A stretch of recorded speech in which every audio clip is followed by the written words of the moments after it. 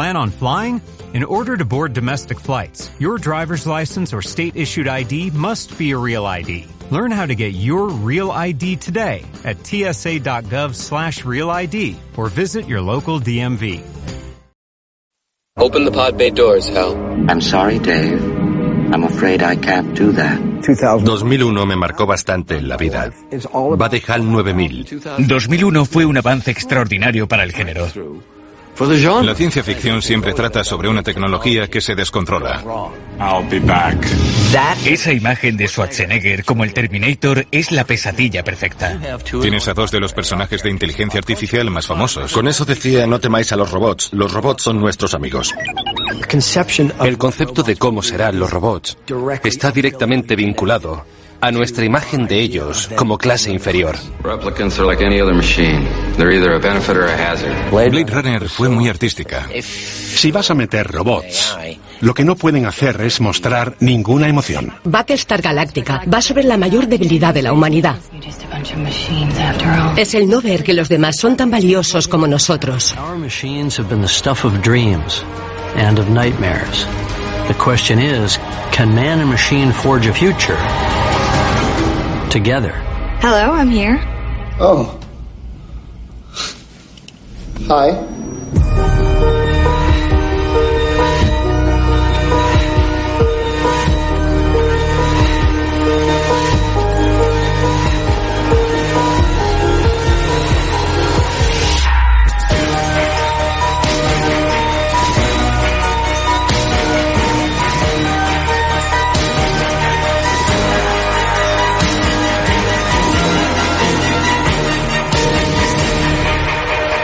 Historia de la ciencia ficción. Inteligencia artificial. Lo llaman ciencia ficción, pero en realidad trata de la tecnología, de las máquinas. Has hecho muchas pelis de ciencia ficción. Has visto todo tipo de máquinas inteligentes, incluso hiciste de una. A mí me llama la atención que, después de llevar tantos años en la industria, es increíble que después de hacer películas de Terminator, una tras otra, primero el género se llamaba ciencia ficción y luego de repente se convirtió en una especie de realidad científica. Sí, la ciencia ficción siempre trata sobre una tecnología que se descontrola, sobre cómo las máquinas podrían ser una amenaza para la humanidad. I'm a friend of Sarah Connor. Can't see her. She's making a statement. I'll be back. Esa imagen, la de Schwarzenegger como el Terminator, un emisario casi humano enviado por Skynet, es la pesadilla perfecta de la amenaza de las máquinas.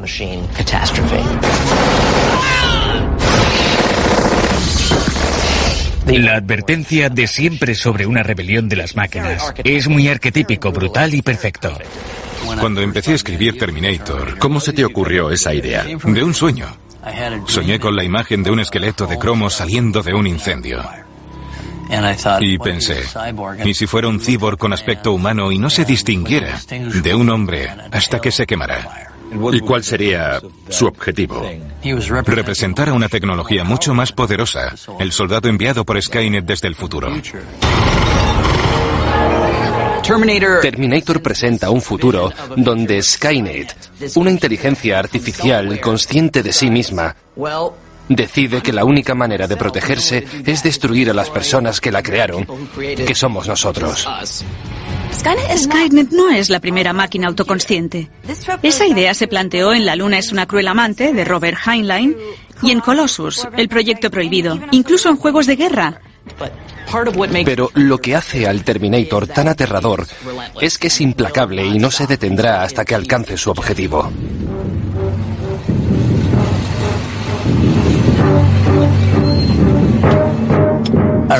Recuerdo el primer día. Había una secuencia en la que te levantabas haciendo así. Sí. Y nosotros, sí, fantástico. Pero lo bueno es que empezamos hablando de Reese, sí, que es el héroe, y yo quería seguir haciendo el héroe. Ya. Estábamos hablando de la peli, y aún no estaba claro cuál sería mi papel. Y te dije, mira Jim, el tipo que haga de Terminator debe comprender que es una máquina. Exacto. Sea quien sea. Es fundamental que no muestre ninguna emoción. Su forma de mirar y de andar deben ser como una máquina, y que en ningún fotograma se le vea el menor atisbo de humanidad. Mientras tanto, yo te miraba pensando, tiene que ser un auténtico grandullón, alguien imparable. Quedaría genial. Exacto. Y entonces dijiste, ¿y si haces tú del Terminator? Sí. Y te miré y dije, oh. En la primera, el Terminator está diseñado para matar. En Terminator 2, lo diseñan para proteger, no para destruir. Y luego hicimos Terminator 2. Lo más difícil de esa peli fue convencerte de que en esta ocasión tú fueras el bueno. Al principio me echó para atrás leer el guión y ver que ya no era el mismo tipo de máquina asesina. Pensé que si cogíamos su misma implacabilidad, pero por hacer el bien en vez del mal, sería interesante, porque el mismo personaje habría actuado como villano y como héroe. Por supuesto. Pero ahora necesitábamos a un Terminator más fuerte y agresivo que pudiera contigo. ¿Quién podía ser? Estaba convencido de que era el tío más hijo de del mundo y que la gente se lo creería. Mi agente me llamó diciendo que estaban buscando a alguien de presencia imponente. Soy mucho menos corpulento que Arnold Schwarzenegger, pero aún así debería aparentar que yo era invencible. Así que me puse a pensar en cómo lograrlo. Luego comencé a adquirir los gestos de un águila. ¿Cómo es un águila? Es feroz. Parece que viene hacia ti. Y de repente... ¡boom! Te arrolla como un bólido. Es como... En la escena de la primera pelea, Arnold quería levantarme en peso, lanzarme contra la pared y machacarme un poco.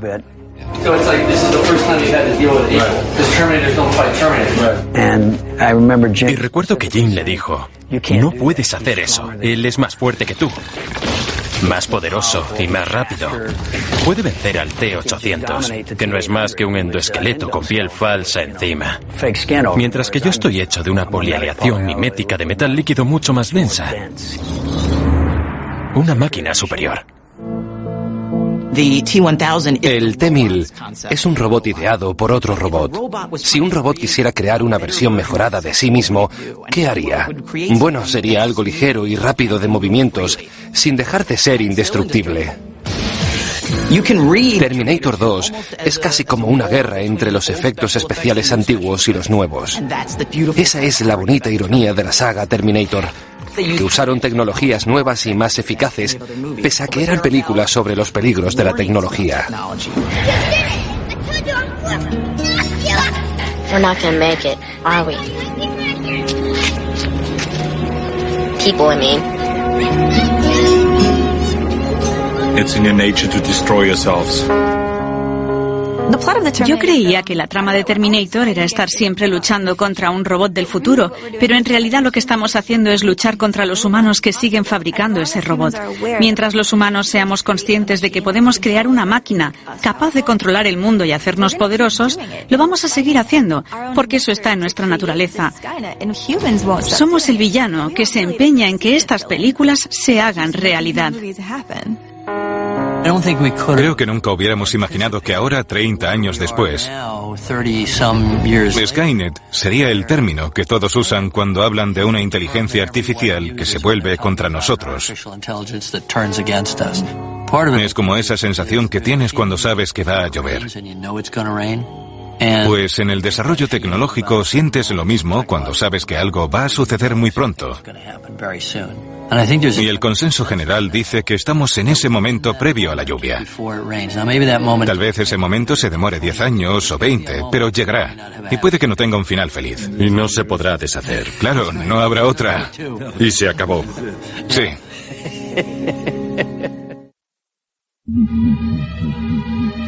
Hal, you have an enormous responsibility on this mission. Let me put it this way, Mr. Raymer. No 9000 computer has ever made a mistake or distorted information.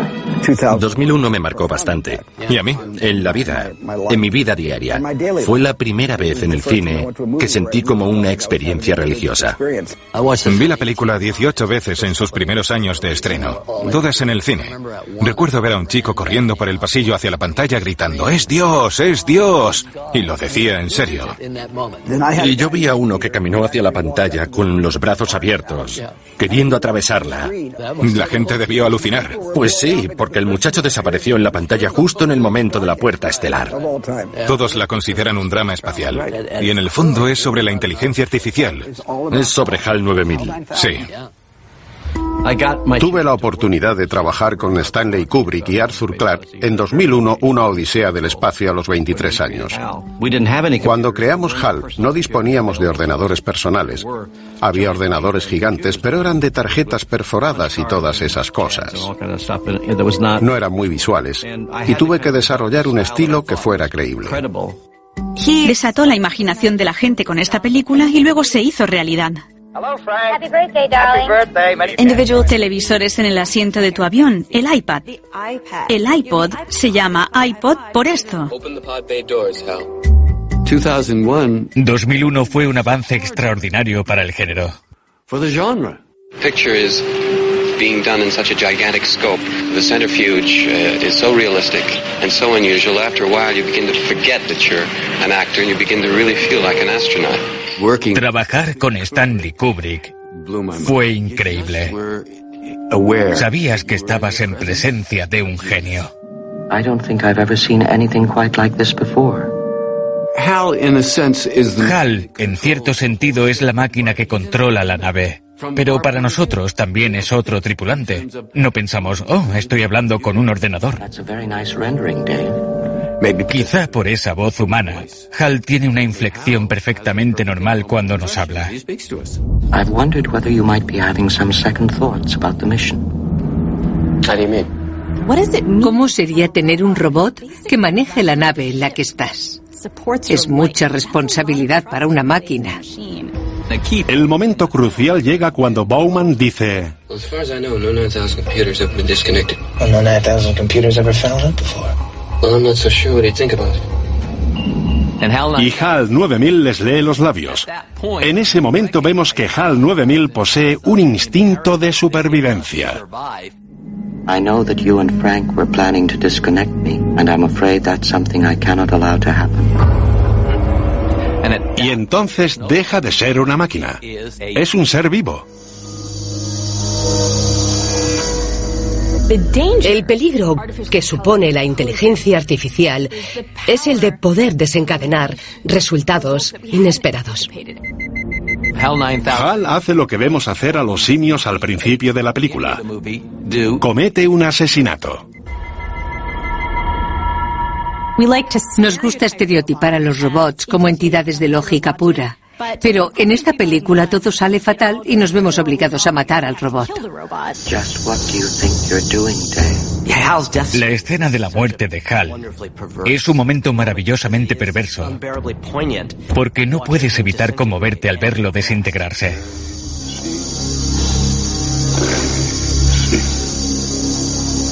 En laboratorios Bell ya se experimentaba con la síntesis de voz en la época de esta peli. Uno de los primeros experimentos de síntesis de voz fue el de Daisy, realizado por un ordenador IBM.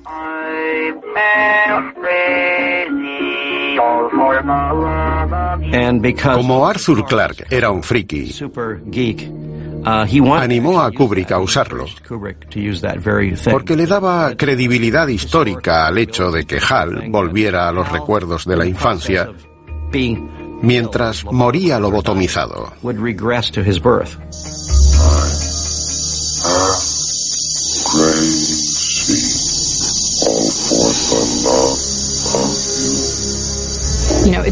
Es muy difícil crear una máquina, diseñar una inteligencia artificial.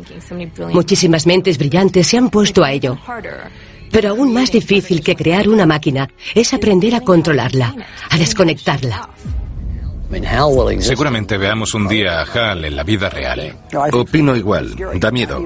Elon Musk predice que la Tercera Guerra Mundial no será un holocausto nuclear, sino una especie de control mecanizado. Sí, Stephen Hawking decía algo parecido.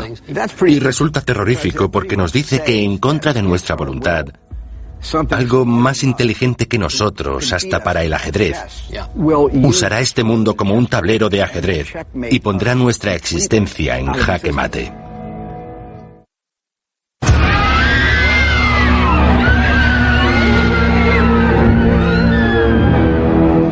Por desgracia, en la mayoría de las ocasiones representan a los robots de forma negativa, como máquinas enloquecidas que libran una lucha desesperada contra los humanos para decidir quién será el dueño del mundo y el universo. Es una larga tradición en la ciencia ficción. Metrópolis, de Fritz Lang, fue la primera o una de las primeras películas épicas de ciencia ficción. Es la historia de un mundo muy futurista. Y sale uno de los mayores robots villanos de la historia. María es la robot de la película. Los cómics siempre tenían una portada muy colorida, en la que a menudo salían robots que habían huido de sus creadores humanos. Siempre eran mecánicos y descomunales, pura maquinaria de acero con ojos rojos y brillantes, garras en vez de dedos y por lo general bastante violentos. Esa imagen persistió mucho tiempo. Pero luego vino Isaac Asimov. If we could have roughly man-like robots who could take over the dull and routine tasks, that this would be a very nice combination. Asimov fue uno de los pilares que convirtió la ciencia ficción en lo que es ahora. Estuvo en la Feria Mundial de 1939 en Nueva York. Debió haberle parecido una experiencia muy ficticia, porque allí vio a Electro, el robot fumador. Esto inspiró a Asimov y decidió escribir historias que mostrasen a los robots como herramientas, como ayudantes y amigos de la humanidad en lugar de enemigos. Él inventó las imágenes y los conceptos que creo que definieron cómo veían los expertos a los robots. En concreto, escribió 3 leyes que son fundamentales. What are the 3 laws of robotics? First law is a robot may not harm a human being or through inaction allow a human being to come to harm. Danger, Will Robinson. Danger. Number 2, a robot must obey orders given it by qualified personnel. Fire. Unless those orders violate rule number 1. In other words, a robot can't be ordered to kill a human being. See? He's helpless. The third law states that a robot can defend itself. Except where that would violate the first and second law. Las leyes de Asimov me parecen muy bien pensadas y también creo que están hechas para infringirlas. We know you'll enjoy your stay in Westworld, the ultimate resort.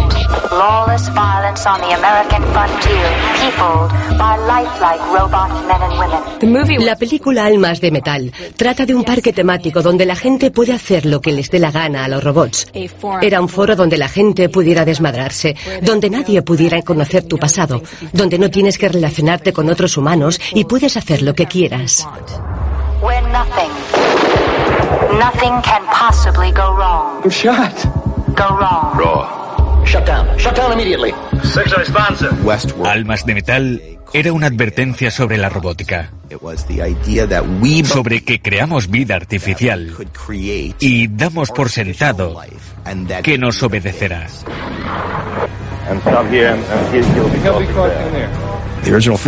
La película original de Michael Crichton es genial y está llena de ideas sobre cómo interactuamos con las máquinas. Muy adelantada a su época. Las preguntas que planteaba solo se volvieron más relevantes cuando la adaptamos a una serie de televisión. En las historias de robots, a menudo hay uno que es dócil hasta que algo le hace clic y de repente se revela. Maximilian. John y yo nos preguntamos, ¿y si cogemos ese momento previo a la matanza y lo atenuamos para profundizar en ese cisma? Porque para nosotros, ahí era donde se encontraba la pregunta filosófica central, que era, ¿dónde comenzó la vida? Maeve, un robot, es una madame que regenta un burdel. Es uno de los primeros robots en darse cuenta de que es un robot y no una persona del salvaje oeste.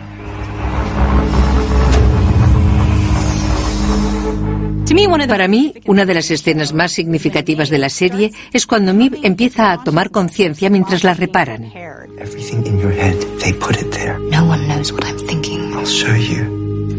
Y ella ve que es un algoritmo que escoge palabras según la probabilidad. Los robots de Westworld empiezan a hacer las mismas preguntas que nos hacemos los humanos. Nosotros pensamos que hay un creador, que la vida tiene un sentido, que existimos por alguna razón. Por desgracia, ellos descubren que están ahí solo para servirnos.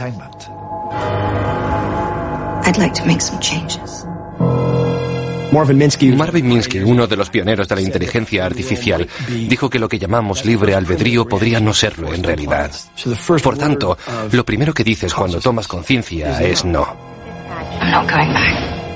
La ciencia ficción siempre ha hablado de la inteligencia artificial, ya sea según las leyes de Asimov o las que tratamos de implementar en Westworld.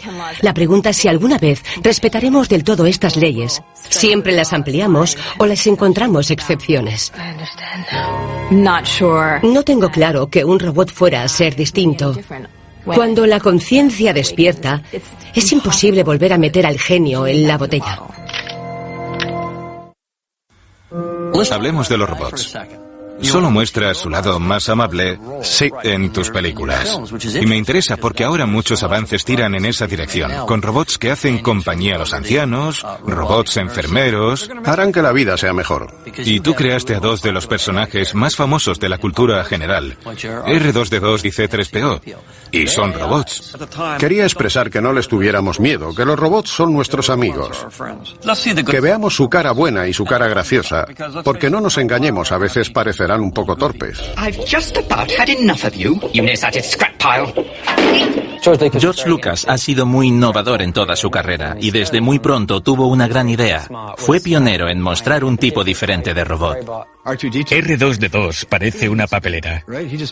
Ni siquiera hablar. Solo emite soniditos. Pero es adorable, pese a no ser humano. Es un personaje fabuloso.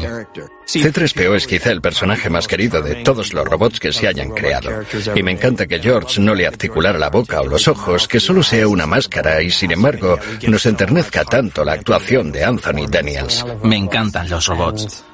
Y la oportunidad de diseñar uno para una película de Star Wars no podía dejarla pasar.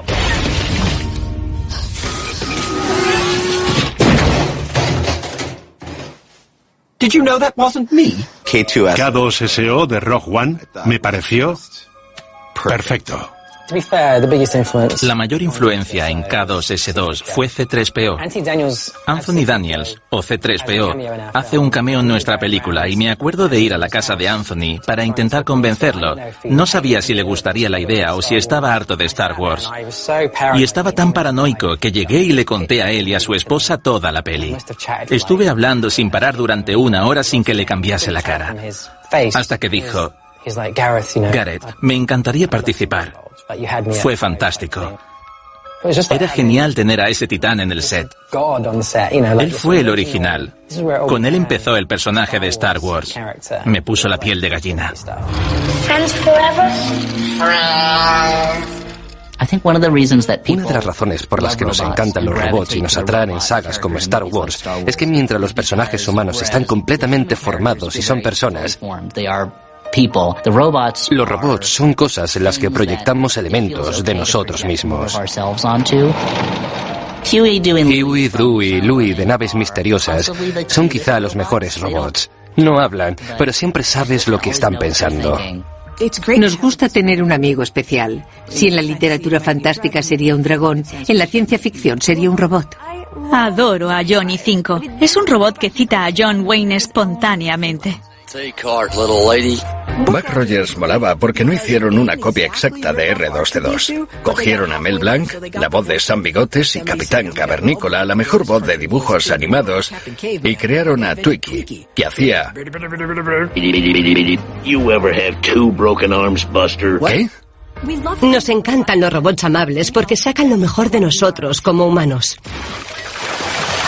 Wall-E es un robot que recoge basura sin parecerlo lo más mínimo. Desarrolla una personalidad completa. Su misión es hacer del mundo un lugar más habitable. Y lo que interpreta es que debe salvar el mundo para la humanidad. Muchas historias convierten al robot en una especie de figura romántica que se va volviendo más humana a medida que avanza la trama. Como en la obra de Lester del Rey de 1938, Helen O'Loy, que se podría traducir por la aleación de Helen porque está hecha de metal. Básicamente trata de una robot que hace las labores domésticas y que se enamora de su creador. Es una de las primeras historias en las que un robot se representa como un personaje romántico y bueno. Si mantienes una conversación con un robot en la que todo fluye natural y parece una persona que te conoce, que se ríe de tus chistes, que entiende tus problemas en la vida y sigues interactuando con esa voz, es muy posible que te enamores. Hello, I'm here. Oh. Hi. Hi. It's really nice to meet you. What do I call you? Do you have a name? Yes. Samantha. En la película Her han diseñado a Samantha para que sea una herramienta. Lo más interesante de que sea una asistenta de bolsillo es que ya existen en nuestras vidas. Nos hemos vuelto dependientes de las herramientas de nuestros móviles. La relación de Theodore con Samantha va un poco más allá. No puede vivir sin ella porque la quiere. Cuando Theodore la ve aparecer en pantalla, es como si viera a su novia.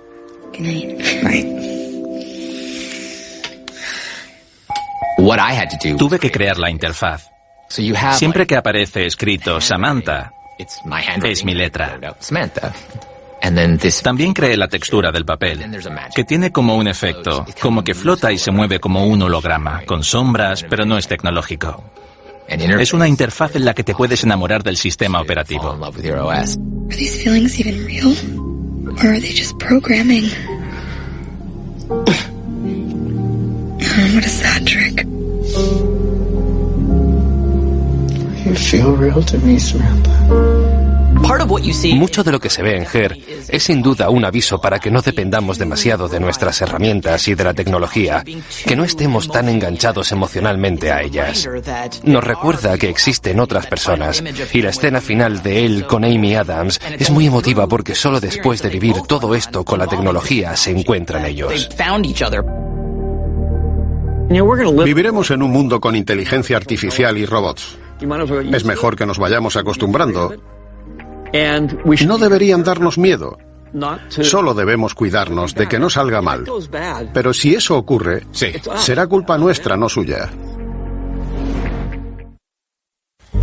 Cuando la gente me pregunta que si creo que las máquinas nos van a destruir, les respondo que es una carrera de fondo. Estoy de acuerdo. Es una carrera en la que nosotros vamos mejorando, tanto en el sentido de evolución espiritual o psicológica, y en el que hacemos evolucionar a las máquinas. Porque si no mejoramos lo suficiente para controlarlas bien, nuestro poder divino para usar la inteligencia artificial y otras herramientas robóticas nos explotará en la cara y nos sacarán de la ecuación. Sí, tienes razón. Se necesita mucho esfuerzo para hacer cambios en el comportamiento humano. Sí, pero es responsabilidad nuestra.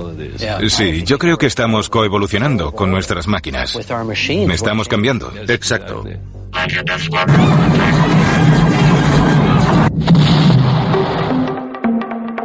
En enero de 2002, Universal quería a alguien que reinventara Galáctica, estrella de combate. Así que busqué el episodio piloto de la serie original de 1978 y encontré ideas muy interesantes.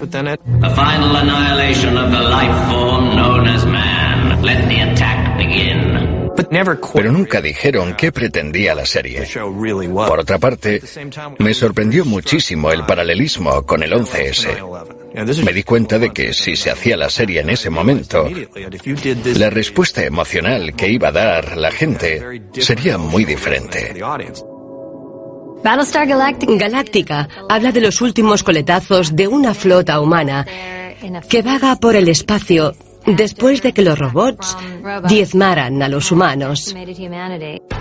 La premisa es que los seres humanos crearon robots para que hicieran todo el trabajo sucio que ya no querían seguir haciendo.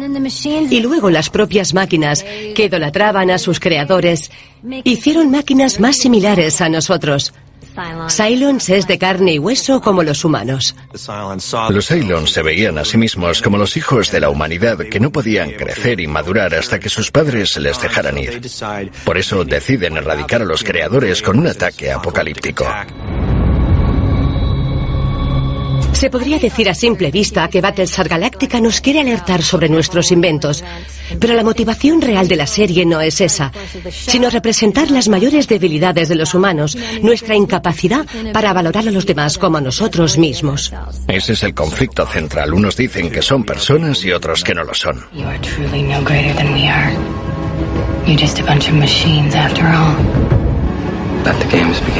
El capítulo de la tortura se llama De carne y hueso. Es un acto entre dos personas donde se plantea la pregunta de si ella tendrá menos capacidades morales por no ser humana. ¿De verdad en esa escena hay una persona gritando y experimentando dolor por la tortura? ¿O es una simulación muy creíble? Queríamos proyectar la duda de que es injusto moralmente en una sociedad que está en guerra, pero también examinábamos una idea distinta en la serie sobre la conciencia y la personalidad. ¿Quién es el monstruo? ¿Las personas que diseñaron criaturas similares a los humanos y que aún así esclavizaron? ¿O los esclavos que se alzaron para destruir a esa clase de persona? La gran idea de Galáctica, estrella de combate, es: ¿merecen los humanos sobrevivir? ¿Nos podemos ganar la supervivencia?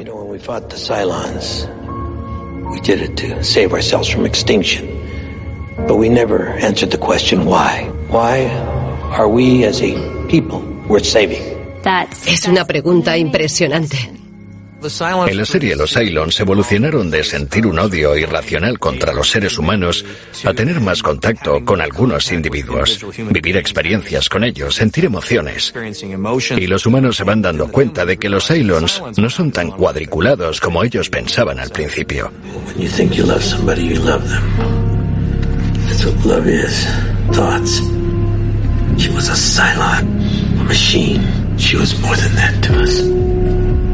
She was more than that to me. She was a vital living person. Battlestar Galactica nos enseña cómo podría acabar siendo. ¿Cómo vamos a hacer esto juntos? Si Battlestar Galactica nos sirviera de guía, podríamos evolucionar junto a las máquinas que creásemos. Seríamos un solo pueblo que respeta a sus individuos. Compartiríamos futuro. Sí. Espero que la humanidad merezca ser salvada. Una vez hablando con expertos en inteligencia artificial, me dijeron que estaban intentando crear a una persona. Y yo, ¿pero a qué te refieres con una persona? ¿A un ser con ego, con sentido de identidad? Y ellos, sí, con todo. Si un grupo de seres humanos quisieran crear una inteligencia artificial, lo que deberían evitar a toda costa es que sienta emociones. Ya. Porque las emociones dan lugar a muchas expresiones, como el engaño, la ira, la furia o el odio. Claro. Además de amor, etc. Si una máquina se parece lo suficiente a nosotros y es igual de compleja, ¿en qué momento no sabríamos diferenciarnos? ¿Tiene libertad? ¿Tiene libre albedrío? This hearing is to determine the legal status of the android known as Data. El personaje Data es el más querido de toda la serie, también por los guionistas. Todos querían escribir las historias de Data. Es un robot que quiere ser humano, quiere sentir emociones aunque no las tenga. Es como Pinocho. La metáfora de Pinocho está muy presente. Webster's 24th Century Dictionary, 5th edition, defines an android as an automaton made to resemble a human being. La medida de un hombre es uno de esos episodios más profundos en los que no reparas hasta que pasan 4 o 5 años. Luego lo piensas y es como, ¡vaya! En el episodio del juicio sobre la humanidad de Data, se plantea si es un ser sensible, si se merece ser tratado como una persona. Am I a person or property? And what's at stake? My right to choose. Era una búsqueda legítima de su idea de individualidad en un sentido legal y ético. Its responses dictated by an elaborate software written by a man, and now a man will shut it off. Sorprendía a los personajes en la serie y también al público porque todos queríamos a Data. Starfleet was founded to seek out new life. Well, there it sits. Al crear inteligencia artificial surgirán estos conflictos legales. ¿Tienen derechos las máquinas? Pues quizás. In the history of many worlds, there have always been disposable creatures. They do the dirty work. An army of Datas hold generations of disposable people. He's talking about slavery.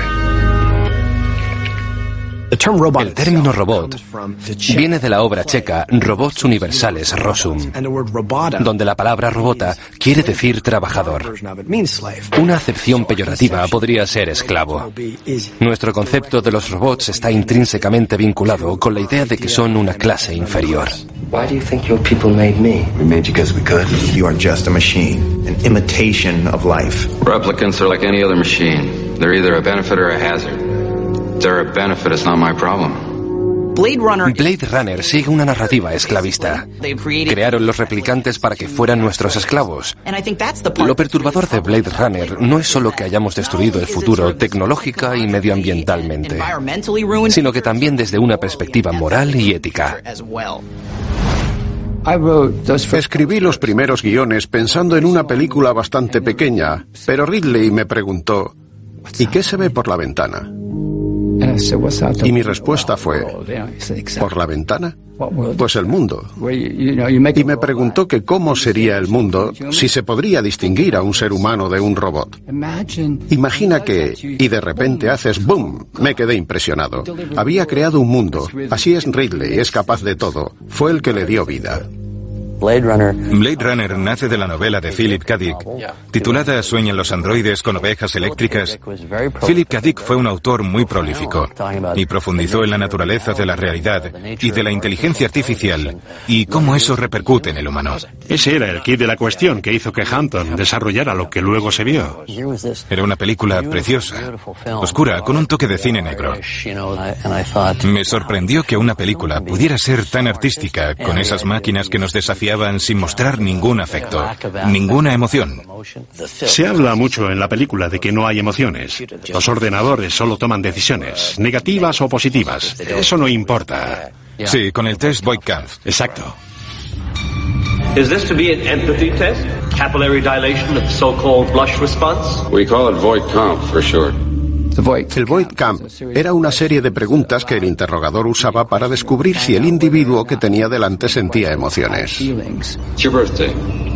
Someone gives you a calfskin wallet. I wouldn't accept it. Habla de la empatía. You're reading a magazine. You come across a full-page nude photo of a girl. Is this testing whether I'm a replicant or a lesbian, Mr. Deckard? Just answer the questions, please. No es por ponerme cursi, pero es como si la empatía nos separase a nosotros de todo lo demás. Deckard solo hace su trabajo.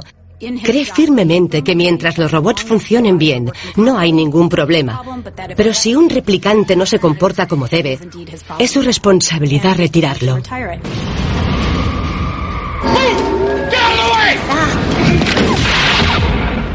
Sin embargo, a lo largo de la película, se plantea si el desobedecer órdenes quiere decir que estás defectuoso o que eres un ser humano con derechos, anhelos y sueños propios.